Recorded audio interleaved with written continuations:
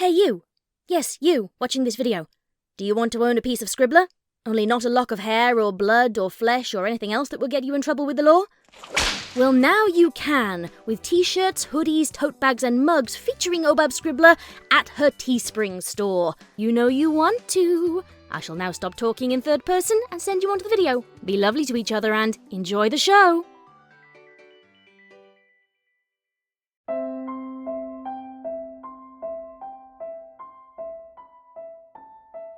How and Why by Aegis Shield, with help from Itzimo 1489. Twilight Sparkle knew a lot of things. Many, many things. So many things that sometimes ponies even stopped by the library and asked her about them instead of checking out any books. She didn't mind. She kind of liked it, really. She was the smart one, the one that they relied on. She spent a lot of time studying every day, like it was her job. Princess Celestia had ordained her to study the magic of friendship, along with anything else her heart desired. Twilight harboured the secret fantasy that maybe the princess was grooming her for some sort of higher station, but she never voiced it, not even in her secret diary. A mare could dream, though. She'd had to turn down tea time with Rarity a few times, of course.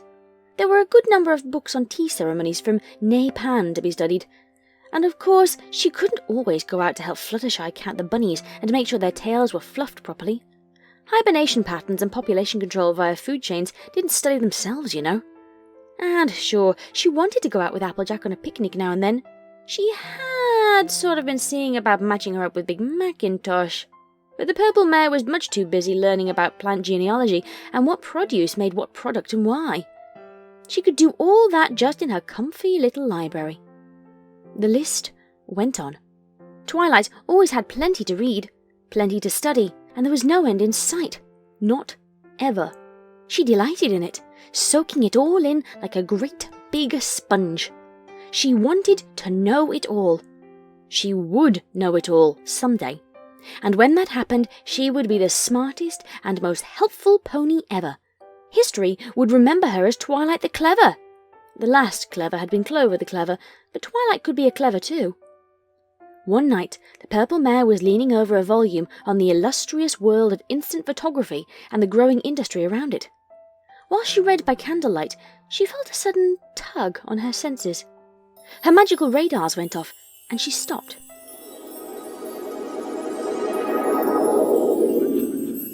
Looking up, she blinked a few times. A bright light formed itself in the middle of the library.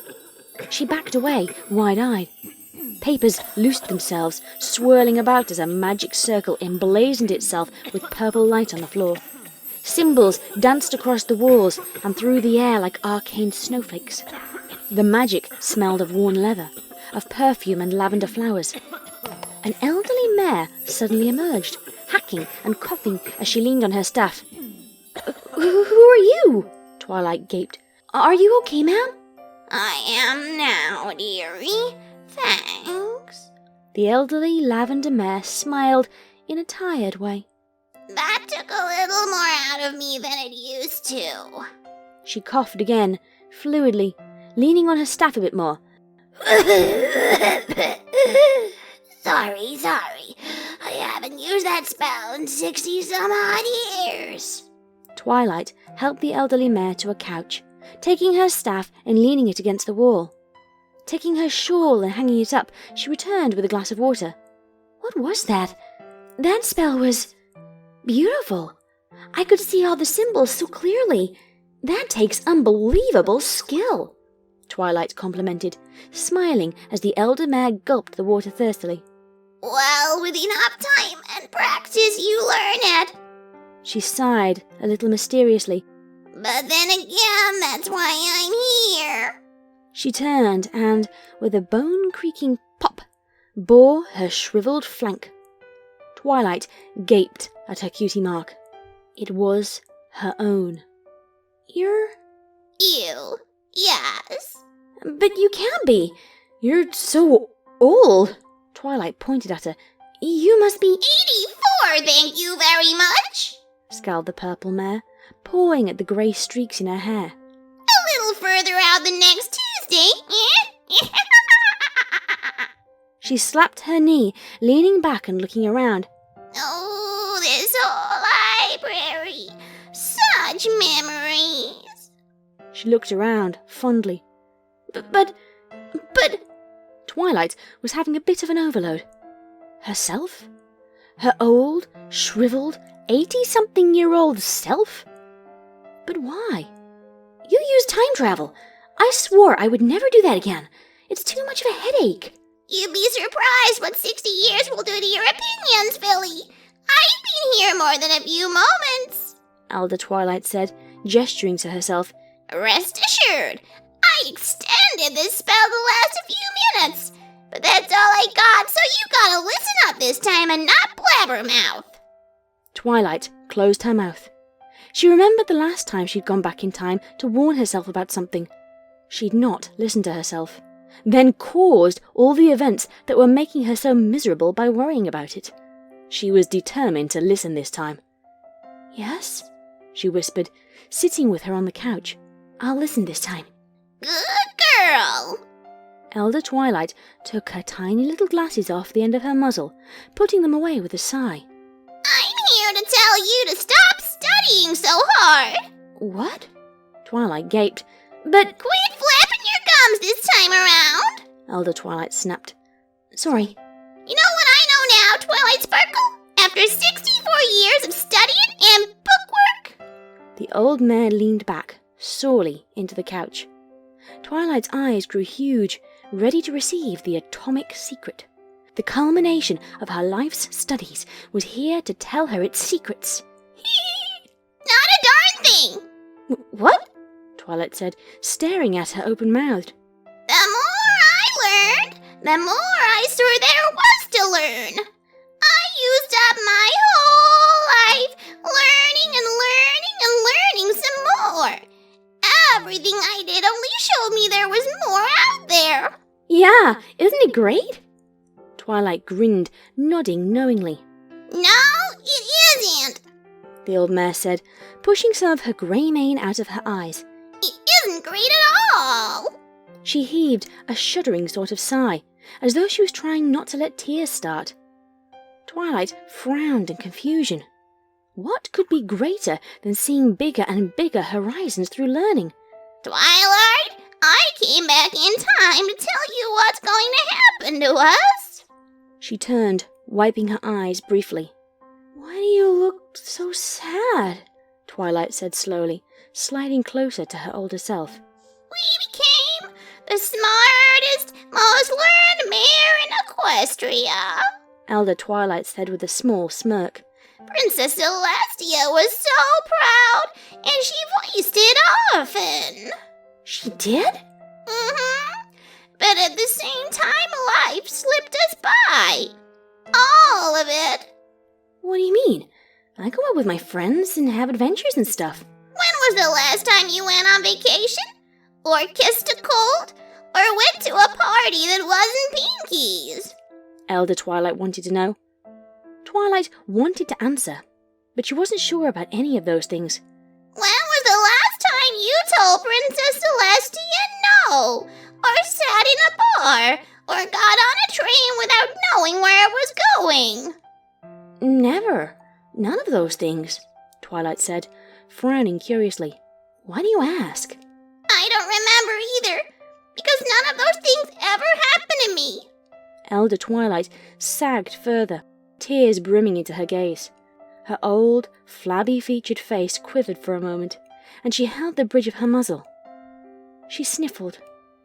Twilight put a foreleg around the quivering old mare. I wasted my life, Twilight. She turned, tears suddenly going down her wrinkled face. I thought knowledge was everything, that books were everything, but they're not. I thought I could live life to the fullest if I knew how the world works. I should have been out there trying to figure out why it works. I was such a fool, and it took me over 80 years to realize it. Twilight stared at her future self in existential horror. Never kissed a colt? Not even kissed? Never gone on a vacation anywhere at all? Her entire life was going to be book learning and nothing else. No, Twilight gasped, starting to shake with fear and revulsion. That's not me. I go out sometimes. I do stuff. I have friends that love me. You had a little circle of friends that eventually grew apart from you because you cloistered yourself in. The elder mare rubbed her eyes, sniffling. Turning them away too often, they drifted away.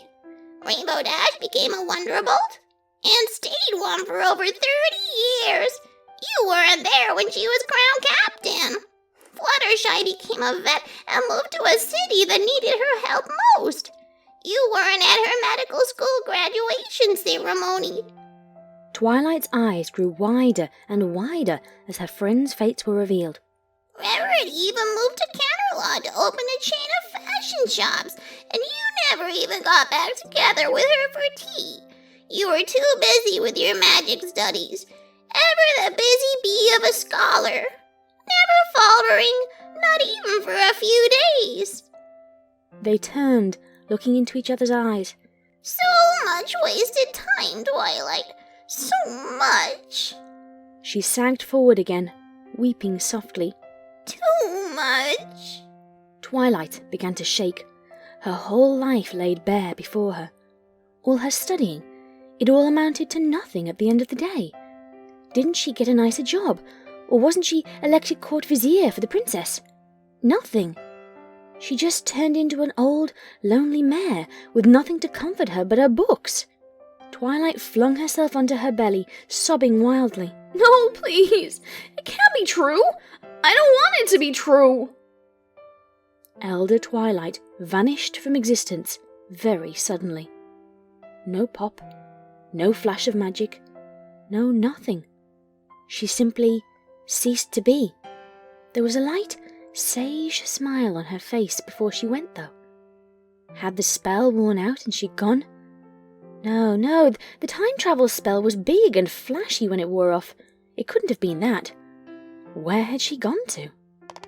Twilight rushed to the door, flung it open, and stepped out into the crisp February night. Hello? She called to the darkness. Future me? Are you out there? Hello? She peered this way and that, but the wrinkled old mare was gone. There was a great silence.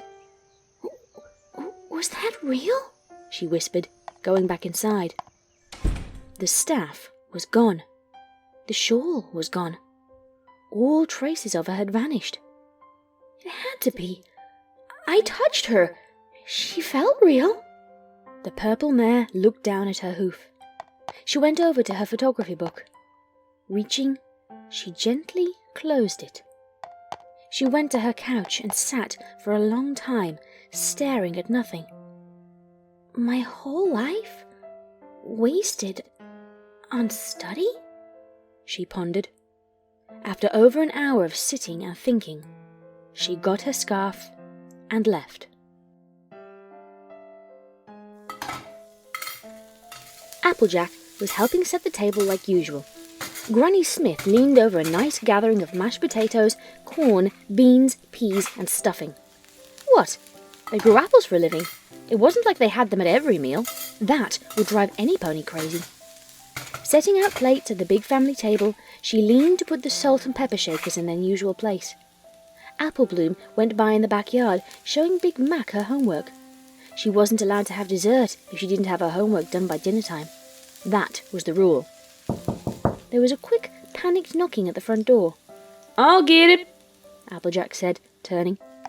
She went to the den, opening the door. There in the dark, standing on the stoop, was Twilight Sparkle. She was panting, sweaty, and looked exhausted.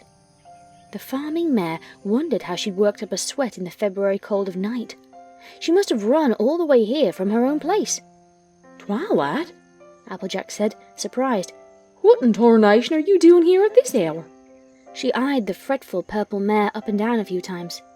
Twilight, tired, dishevelled, and with a scarf around her neck only barely clinging to her body, wheezed. Oh, Celestia, The poor scholar was not used to running at such a great distance. She leaned on the doorframe, rubbing the snot from her nose. Had she been crying recently? Applejack! Oh, God! Give me a second! She held her chest, gasping loudly and trying to gulp air. Her lungs were on fire. Twilight, you look as worked up as a jackrabbit at a dog show. Applejack looked her over, mouth agape. What's gotten into you? Is Big Mac home? Tell me, Big Mac is... Oh, gosh, my lungs. Tell me, he's home. The purple mare was holding her poor heart. Running all the way across town had just about killed the poor thing. She was a librarian, not a track star. Big Mac?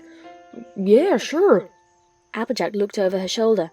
Big Mac, come quick. Twilight's got to see you. The Crimson Stallion looked up from Applebloom's math homework, gently setting it on the dinner table.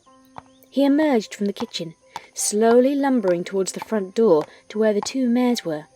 What is all this about, Twilight? Applejack cocked her head with a slight frown. My future self came back to the present and told me to quit studying so hard and start living a better life because we wasted it all. Twilight managed a whole sentence, but almost passed out because of it. I cloistered myself in and missed out my whole life. I don't want to be a shriveled up, wasted no pony. There was a long silence. Then, Beg your pardon? Applejack took a moment to process everything. Then she got a look that was halfway between annoyed and accepting. You know what? I believe you. Just 'cause it's you, Twilight. I believe you. Big Mac stuck his head curiously out the door, then smiled a bit shyly. His usual lazy, neutral expression became a happy one when he saw her face. What a nice surprise to see her. Big Mac! Without waiting or warning, Twilight Sparkle leaned in and kissed him. Really, really kissed him. Right on the lips. His eyes bulged, and he turned a darker shade of scarlet than normal. Applejack gaped in shock. Twilight crumpled to the ground in a heap, passed out from lack of air. She had held her breath during the kiss, and already not had enough oxygen. There was silence. She lay there on their stoop, lungs heaving even in her unconsciousness. Brother looked at sister.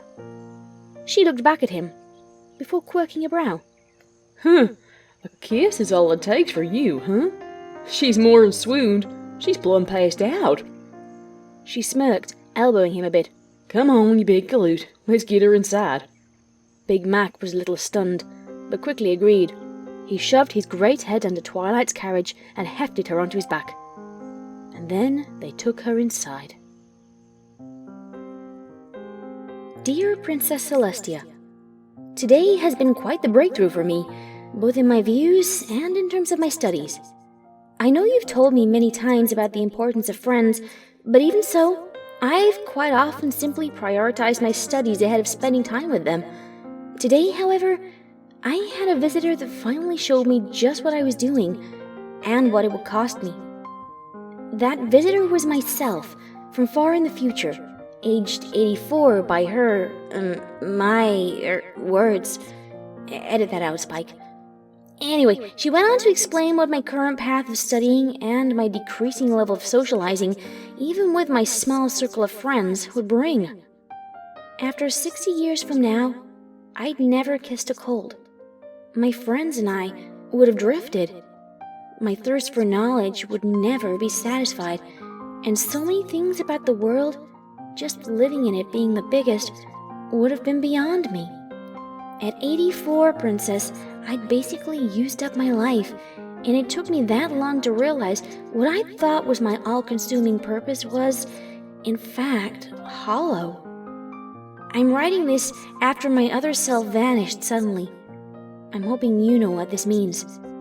The reason for that is, I've taken it upon myself to now limit my study time to an hour per day total, with exceptions made for specific assignments.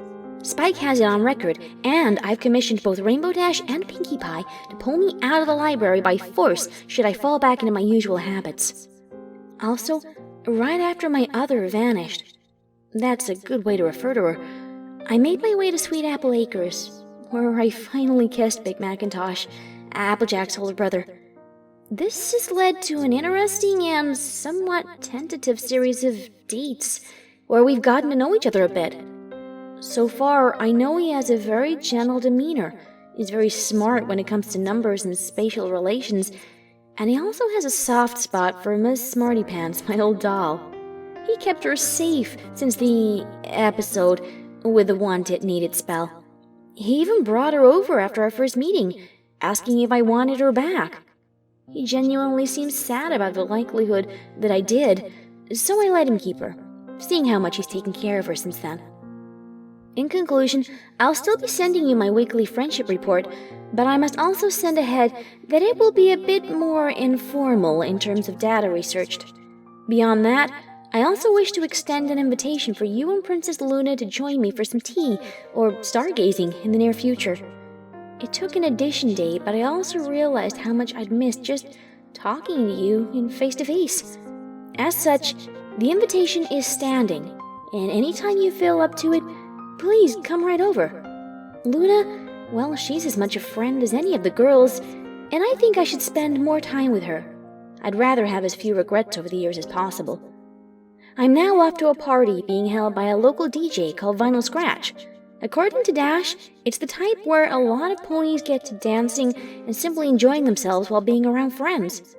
There is also an attempt to expand my circle of friends, though Dash, Pinkie Pie, and Applejack will be going with me for support. Wish me luck, Princess. Your faithful student, Twilight Sparkle.